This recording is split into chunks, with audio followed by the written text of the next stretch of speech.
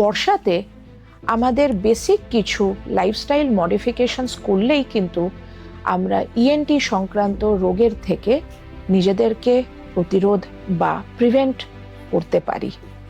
এগুলো কি?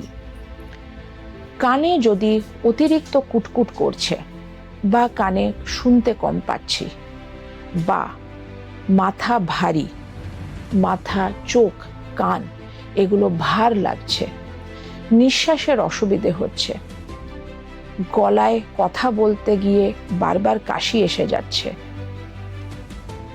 গলার স্বর বসে যাচ্ছে, টেম্পোরারি হলেও বা সৎ পরামর্শটা নিয়ে নিন।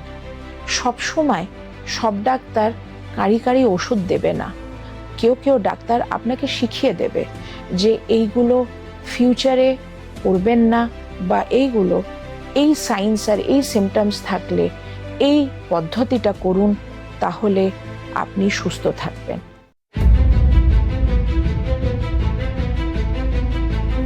হ্যাঁ, কানে ফাঙ্গাস তো বৃষ্টিতে মানে এই মোটামুটি জুন জুলাই থেকে শুরু করে সেপ্টেম্বর অক্টোবর অবধি আমরা কানের ফাঙ্গাস ভরে ভরে পাই। সমস্যা কোথায়?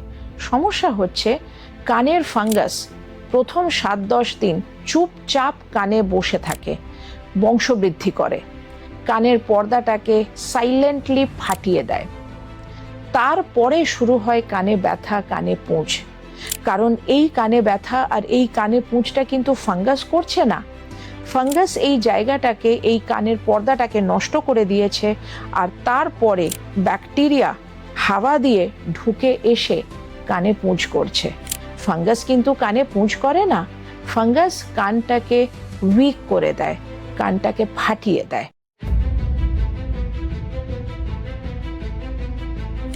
বাচ্চাদের কানে পুঁজ হলে সেটা খুব তাড়াতাড়ি মেনিনজাইটিসের দিকে চলে যায়, ব্রেন অ্যাবসেস হয়ে যায়, ব্রেন এনকেফেলাইটিস হয়ে যায়।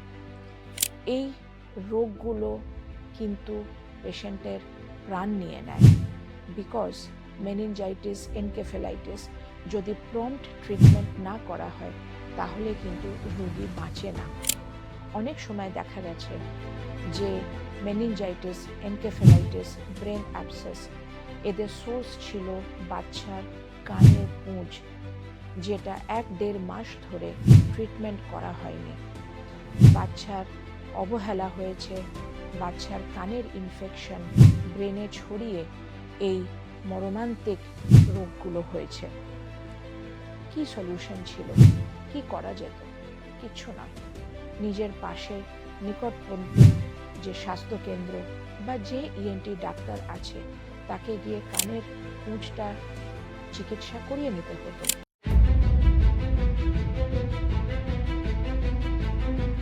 নাক বন্ধ থাকা এইটা 2 রকমের হয়।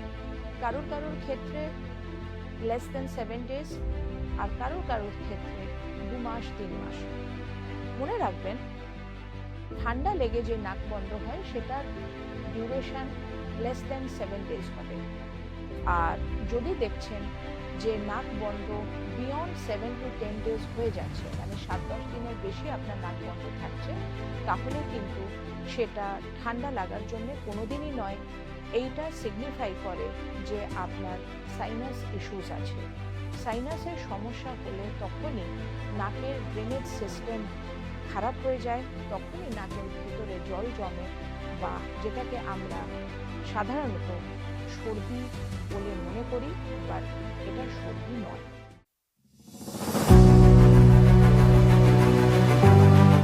এখন বর্ষাকাল চলছে। বর্ষাকালে আমরা প্রায়ই দেখি যে আমাদের নাক, কান কুটকুট করছে। কারণটা কি?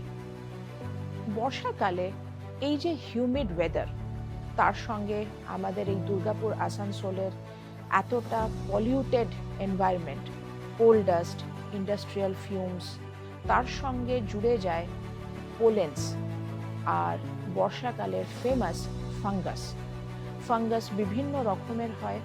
আর এরা সবাই মিলে এমন একটা মিলিউ তৈরি করে, মানে এমন একটা সিচুয়েশন তৈরি করে যে যখন এই সমস্যাগুলো নাককে আঘাত করে, নাককে আঘাত কি করে করে? কিছুই নয়, এটা যখন পেশেন্ট নিঃশ্বাস নিচ্ছে তখন নাকের ভেতরে এরা ইরিটেট করে নাকের চামড়াকে, অ্যান্ড তখনই সেইটা পুটপুট হিসেবে আমরা এক্সপিরিয়েন্স করি। Same applies to the year. এই একই সমস্যা যখন কানে হচ্ছে, কান বা নাক কি চাইছে যে এই অ্যালার্জেনটাকে বার করে দিতে, ওয়াশ আউট করে দিতে, বডিটাকে বাঁচিয়ে রাখতে। এইটা করতে গিয়ে যে মারপিটটা হচ্ছে সেটাই আমরা এক্সপিরিয়েন্স করি কুটকুট হিসেবে। সেখানে সিচুয়েশনে অনেক সময় পেশেন্ট কি করে, কান কুটকুট করছে, নাকের ভেতরে আঙুল ঢুকিয়ে বা পেন্সিল ঢুকিয়ে নিজের নাকটাকে খোঁজলাচ্ছে। এইটাতে এই পুরো রোগটা আরো বেশি বেড়ে যায়।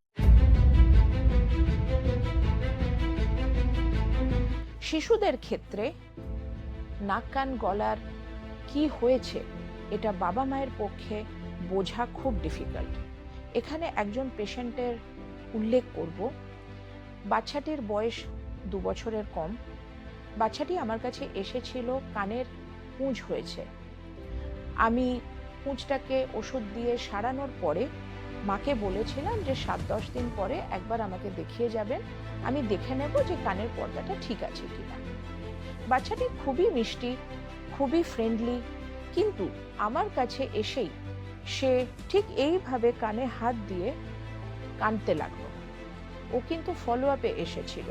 ওর মা জানতো যে এটা লাস্ট ফলো আপ, মানে লাস্ট আমাকে টাটা বাই বাই করতে এসেছে। আমি তখনই আমার সন্দেহ হলো যে বাচ্চা কানে কেন হাত দিল। আমি সঙ্গে সঙ্গে কানটা চেক করে দেখলাম যে কান তো ঠিক হয়ে গেছে, তাহলে কি সমস্যা।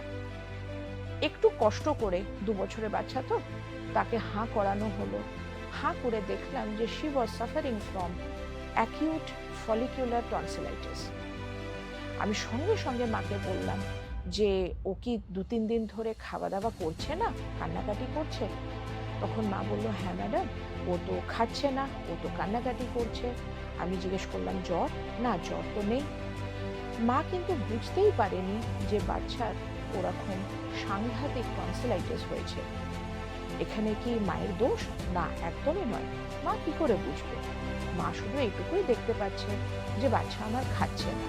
তার মনে হয়েছে যে হয়তো বৃষ্টি পড়ছে, সবাই তো একটুখানি ল্যাদ খেয়ে যায়, তো সে বুঝতে পারেনি। ভাগ্যিস আমি সেদিন ওর মুখটা খুলিয়ে দেখলাম। তো মা বাবার পক্ষে বোঝা খুব ডিফিকাল্ট যে বাচ্চা কেন খাচ্ছে না, বাচ্চার কি অসুবিধে হচ্ছে। জাস্ট এইটুকু খেয়াল রাখবেন যে বাচ্চার হাত কোথায় যাচ্ছে। সে কি কানে কুটকুট করছে, না কানে হাত দিয়ে কাঁদছে, নাকি সে খেতে চাইছে না, নাকি সে বিনা কারণে ঘ্যান ঘ্যান করছে। মনে রাখবেন, কোনো বাচ্চা 2 বছরের নিচে বিনা কারণে ঘ্যান ঘ্যান করবে না। তার শরীরে কিছু কষ্ট হচ্ছে, তাকে সবার আগে ব্যথা যদি মনে করেন তাহলে প্যারাসিটামল দেবেন, তাকে একটু রিলিফ করবেন, একটু কমফর্ট দেবেন। তারপরে অতি অবশ্যই বাচ্চাদের ডাক্তার বা ইএনটি ডাক্তার যদি দেখেন নাক কান গলা কোথাও হাত দিচ্ছে, নিয়ে যাবেন। এটা আমাদের কাজ যে আমরা দেখে নেব যে বাচ্চার কি অসুবিধা হয়েছে। We are trend for that.